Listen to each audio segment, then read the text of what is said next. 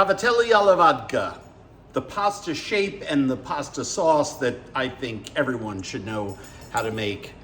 And how does this taste? Like I was a pasta granny. That's how it tasted. Oh my gosh, is this heavenly.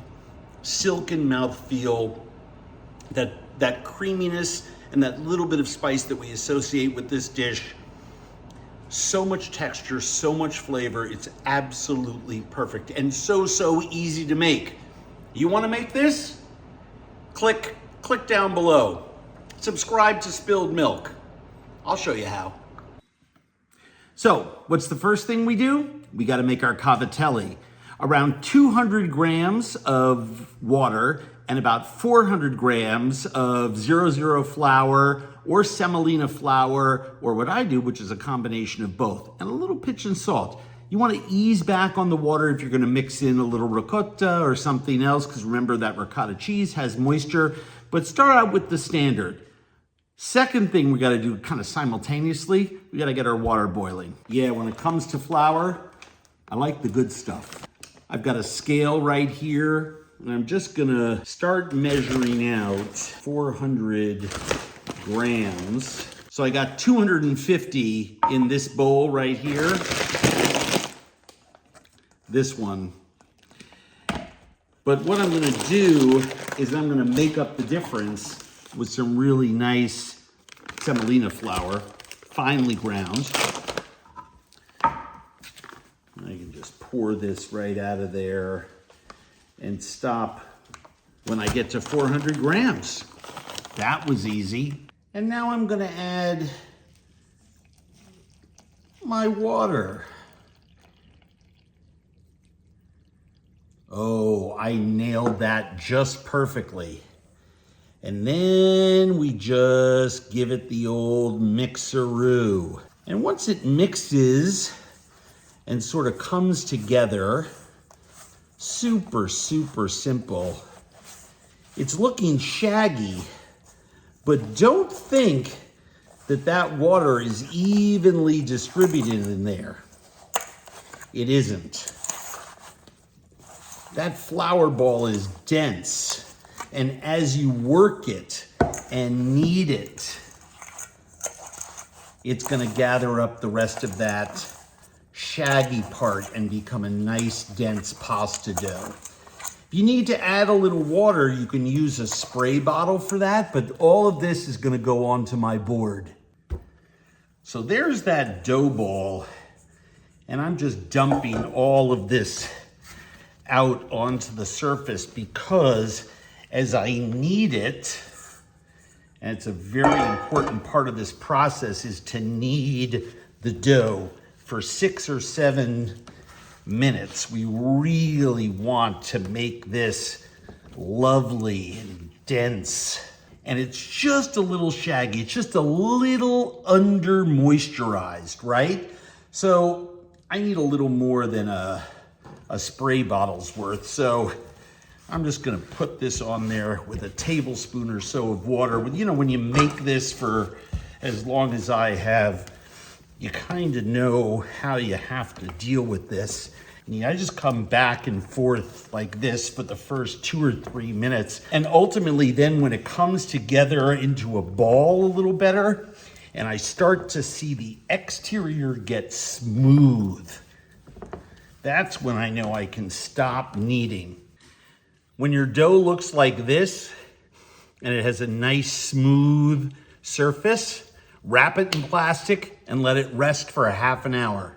Let's get some water boiling, because while that's resting for a half an hour, we're gonna make our sauce, we're gonna get the water boiling, we're gonna look at my collection of wishbones, get that water boiling, turn our attention to our sauce. So I'm making cavatelli alla vodka.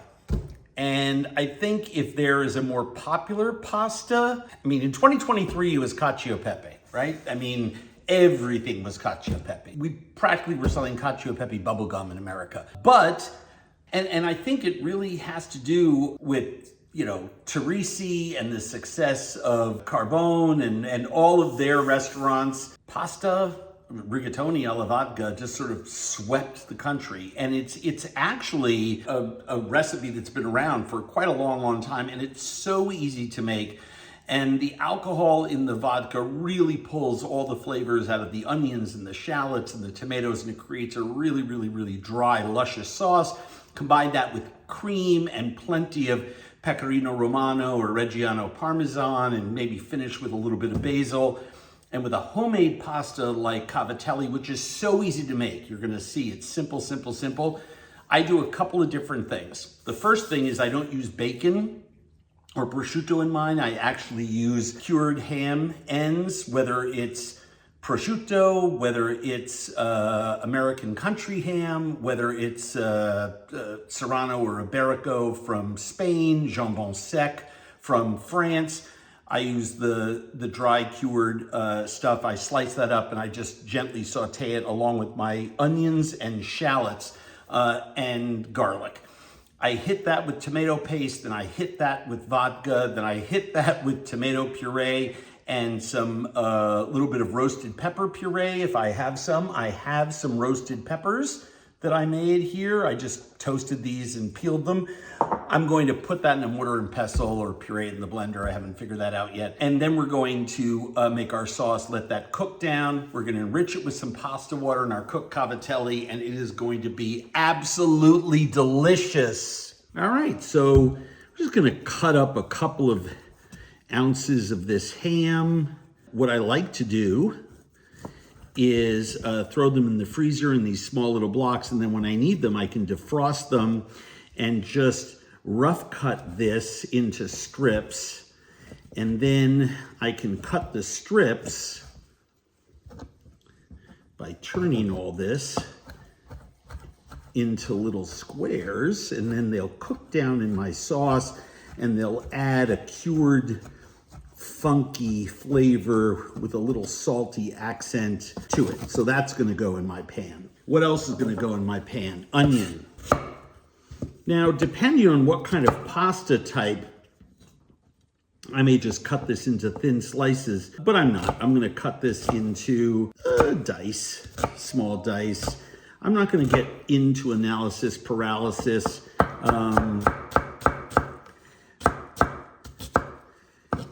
Just want it small enough that it melts a little bit into the sauce. Some shallot. I love doing onion and shallot. Just draw your knife through a couple of times and then come back at it the other way.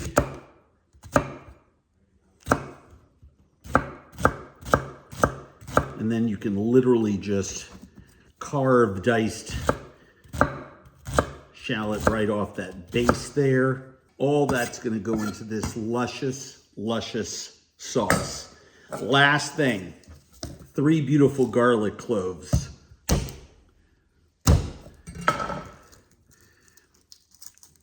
This is a stunning Russian garlic varietal that a friend of mine grows and gifted me with. Is that beautiful garlic or what? Just stunning. I want to give that a nice pop. He dried this beautifully, but some real varietals of garlic, and oh my gosh, is that pungent. This is going to be delicious when we cook with it. We just want to make sure that we get all of that skin off. Why is it so hard sometimes to get garlic off? Real garlic, even when it's dried well, is a little tricky. Oh, I see the germ. That little green tip is growing out of this piece. I'll just cut that off. And then I just want to coarsely chop that garlic.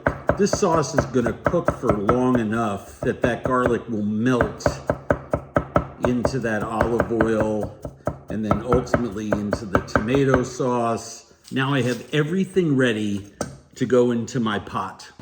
I know what you all are thinking. You're like, why are you doing this in a pot? Well, the pot looks bigger than it actually is, but I have to do it in a pot.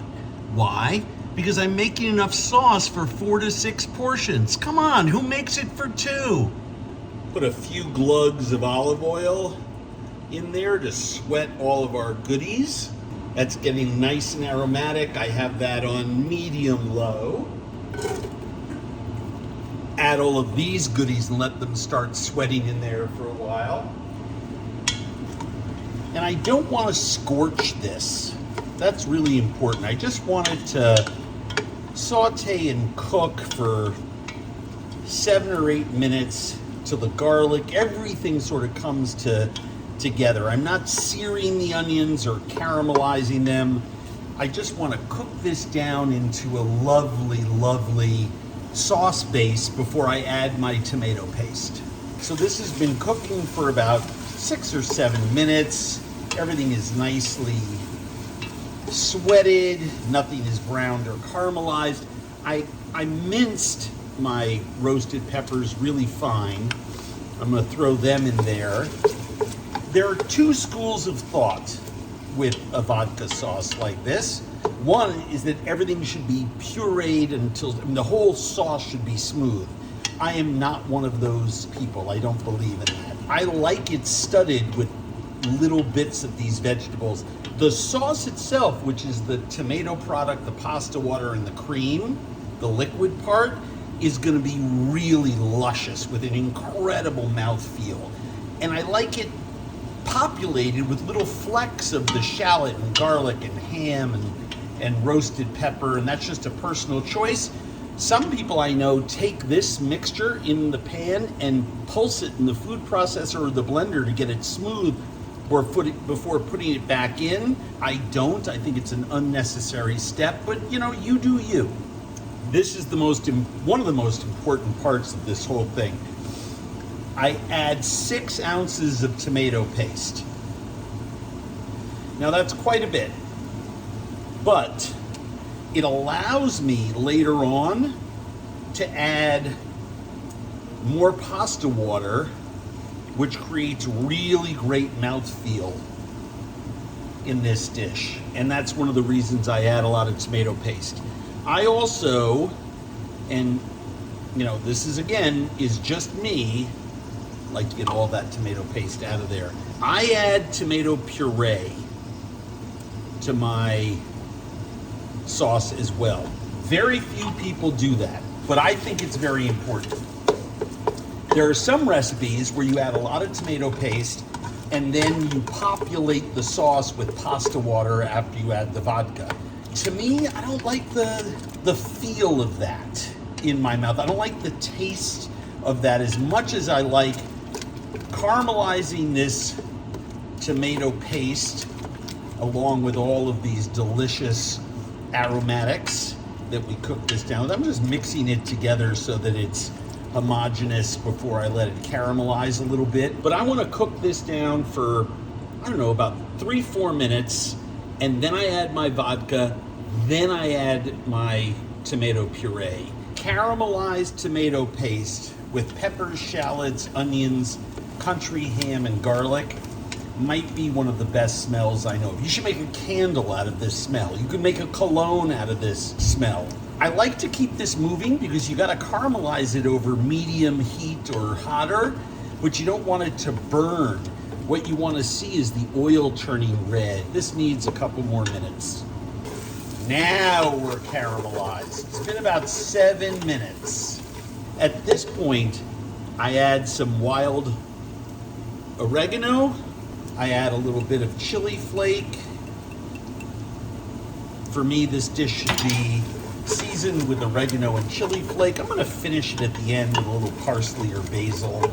But this is when I add my chili flake and my basil. I don't cook that for long. I don't want it to burn. But this is when I add my vodka. A nice cup of vodka. It does not need to be expensive vodka.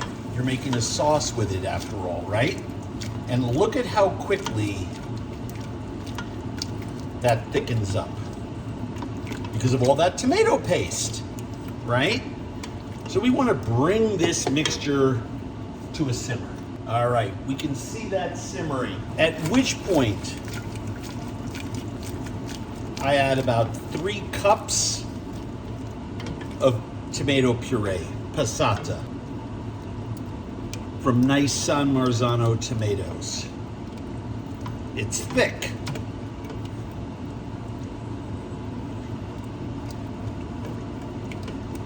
And yes, I want to get every last little bit out.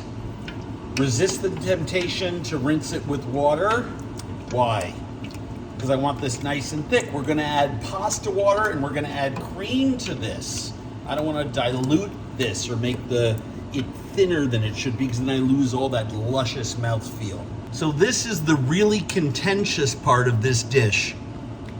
A lot of people who make a great rigatoni with vodka sauce, I'm making cavatelli, but it doesn't matter what kind of pasta you use, really insist that you just use tomato paste and then add a few cups of pasta water. I just don't like the feel or the flavor. I think it works better by adding the 3 cups of tomato passata, tomato puree, thick tomato puree, and put that in there. Of course, I always add pasta water to my my sauces, well, most of them while I'm cooking the pasta in it. But I think it just tastes better. I mean, you can try it either way, but I like it this way. You can see it's starting to simmer. This is a thick mixture, so it's kind of burp simmering, you know, and you can't do that over high heat because you're just going to throw sauce all over your backsplash and your counter and your floor. But you know what I mean by that thick burp simmering.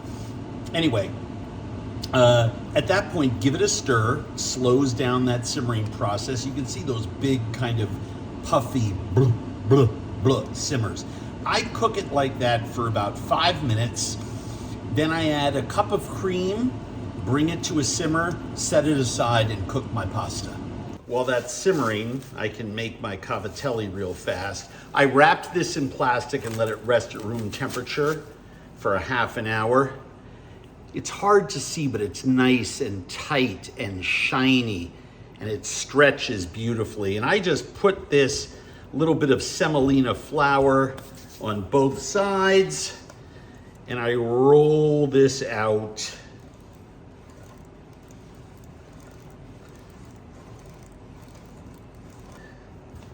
I just want to make this somewhat even. And then what I want to do is I want to cut it into strips.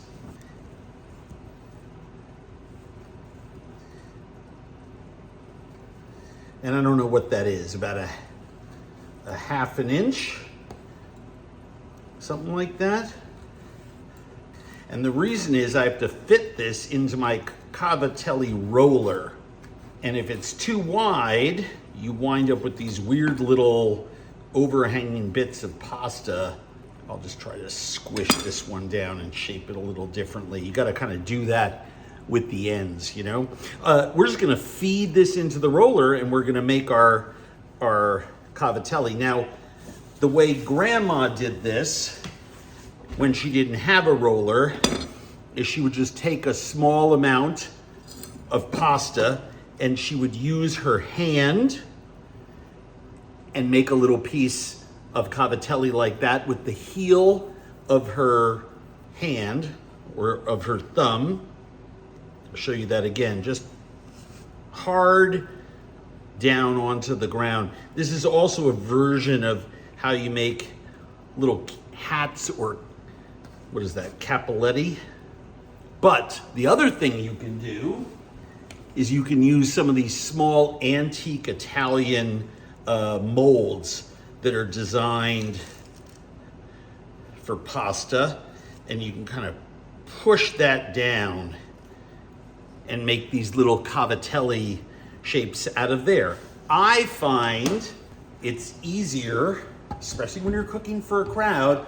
I just have a little small cutting board, and I've attached this little cavatelli roller to it. This cost $25 on Amazon.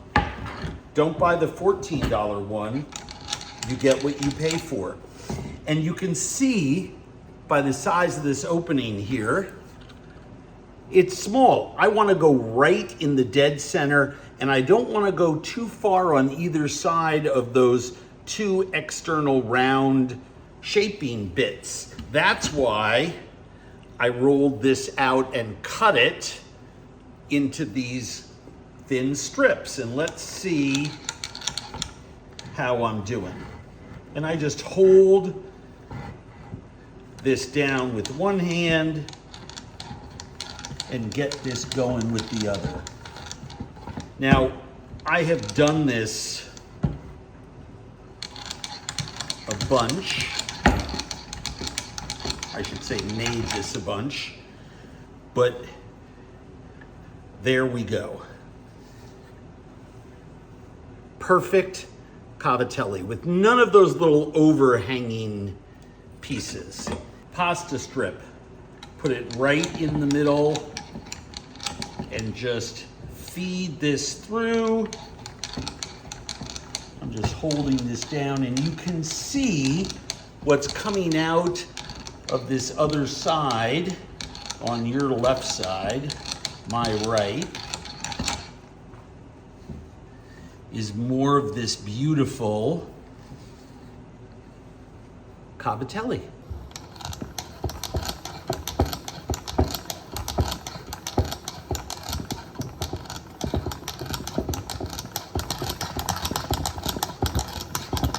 So after that simmers for about 5-6 minutes, add your cup of cream.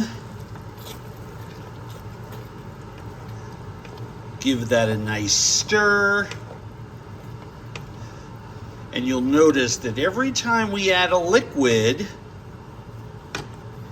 we still have a nice thick sauce, but now this is looking like the a la vodka sauce that you are used to seeing.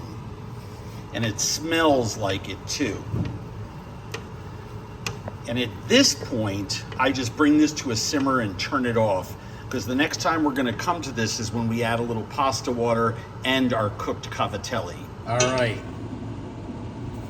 I season my pasta water so it tastes like seawater, nice and salty, and do that while it's coming to a boil. Now this has come to a boil.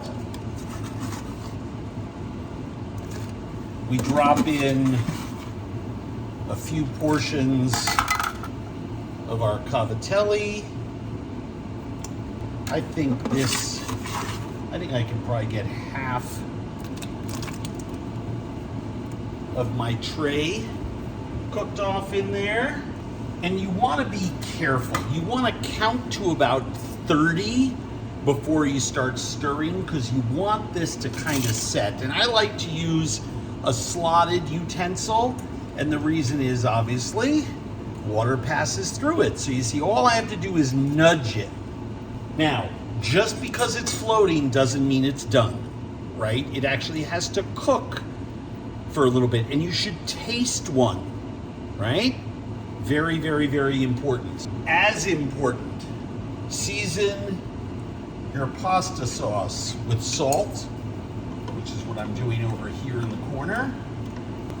I also season it with a little bit of Parmesan cheese. And once this has come to a boil, and they're all floating at the top, just take one. It's gonna be a lot firmer than when you dropped it in. And at this point, I count to about 30. It takes a lot of patience. But this is a pretty dense, chewy little pasta. You don't want to overcook it. You don't want to undercook it, right?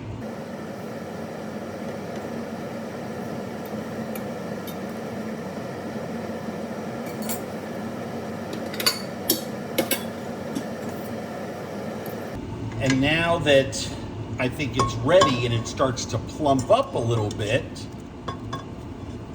I'm gonna scoop these out with my slotted spoon, and I'm actually encouraging some of that water to stay on there. It's gonna just go into my total volume of water that I wanna add to this sauce and pasta when I bring them together in this pan that I'm retrieving, or I'm placing the pasta into, right? Perfect. All right, round 2, same thing, except I need a little bit of pasta water in there, about a cup in total. So I'm just taking this out with my ladle so that a little bit more water stays in there. And then the next thing we do, we take some of our beautiful sauce. Well, I guess it's a sauce base because it doesn't come together until you put the sauce, or until you put it with the pasta and the water. And we just lower the heat. And again, it's why I like this spoon with the hole in it, because it allows for things to pass through it. But I'm just gonna heat, well, the pasta's hot. I'm just gonna mix this together and bring it to a quick simmer. I'm gonna add, which it should, because the sauce is hot, so it should come together pretty quickly. Some pepper. And I just wanna combine the pasta water and the sauce.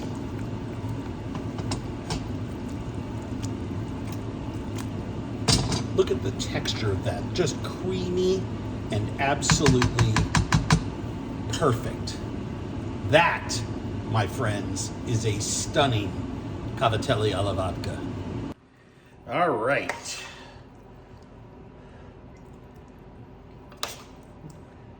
Let's go 2 scoops per person for a nice entree size. That's beautiful with a little salad. I was gonna put some basil or parsley on this, but it's just too stunning in its simplicity. So just a little bit of Parmesan or Pecorino Romano, and that is Cavatelli alla vodka. Make this, and you too can cook on Netflix. Trust me, it's that easy and that good.